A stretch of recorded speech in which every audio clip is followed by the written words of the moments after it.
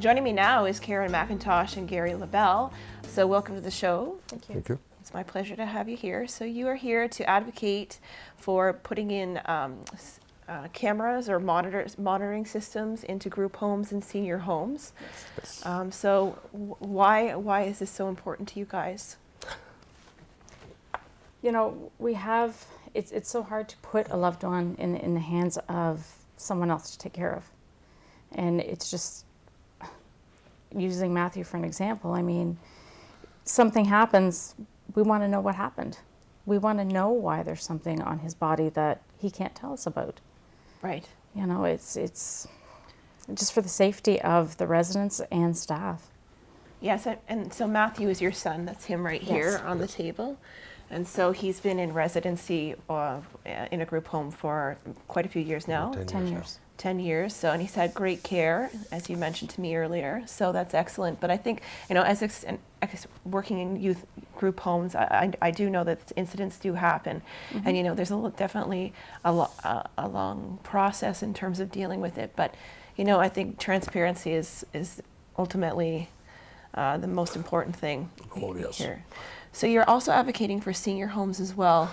It's not just for Matthew and group homes. It would be for both seniors or anyone who can't speak for themselves or any time that in a residential facilities. Right. And we're also advocating or requesting that the government help to finance any retrofitting of the closed circuit monitorings in these homes. Okay.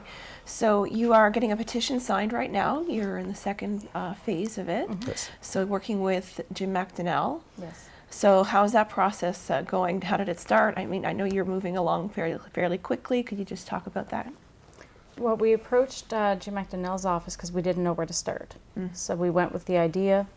The support from the office was wonderful. Then Jim McDonnell sent a letter to Helena Jasek with the Ministry of Community and Social Services. Okay. She did respond back saying that things would be looked into, and now we're in the second phase, which is getting the petition signed. And then it will be re-represented back to the House of Commons. Okay. Well, I think that this is a very important movement that you're starting. It's definitely a controversial one. Mm-hmm. I think that there's going to be definitely some debate over this because, well, I mean, being monitored is just certain a issues of touchy privacy. subject. That's why we've decided it's in the public areas, Okay. not in the private areas, in public common areas. So that there is no privacy issues. I mean, if we go to anywhere in local, I mean, there's cameras everywhere nowadays, and you're being monitored on a regular basis. But it also can be not necessarily for Matt's case or any issues. There's also any false accusations would then also help the staff. Right. It's more of a security issue for both staff and residents in these types of homes. And I can appreciate that for sure. What kinds of feedback have you had from the public? Have you had positive and negative? What does that look like? We haven't gotten any negative at all. No. It's Okay. all been supportive, Good. which is wonderful. That's excellent. Well, if people do want to sign the petition, how can they go about supporting your cause? We have a group that was set up on Facebook. Through Facebook, it's Let's Keep Everyone Safe. Okay. Both petitions, we've actually had the petitions listed online as well in 2 different websites. So they can electronically sign. And as well, a telephone number can be provided for those that don't have electronically to be able to do that. And we've been going door to door and getting some petitions as well, and we're trying to find different locations that we can go and We would like with to be able to public. find bigger places to be able to go and set up and get more signatures.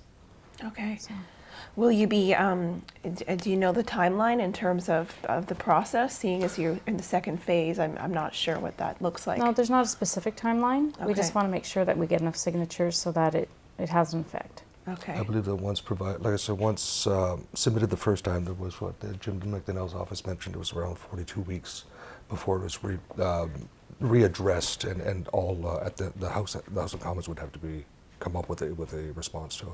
Well, I wish you guys the best of luck with all of this. It sounds like you've really got the ball rolling and you've got lots of support. So I certainly think that this is an important thing task that you've taken on, and I take my hat off to you. Thank you. Thank you. Okay, thanks for joining me. And we'll see you soon after the break.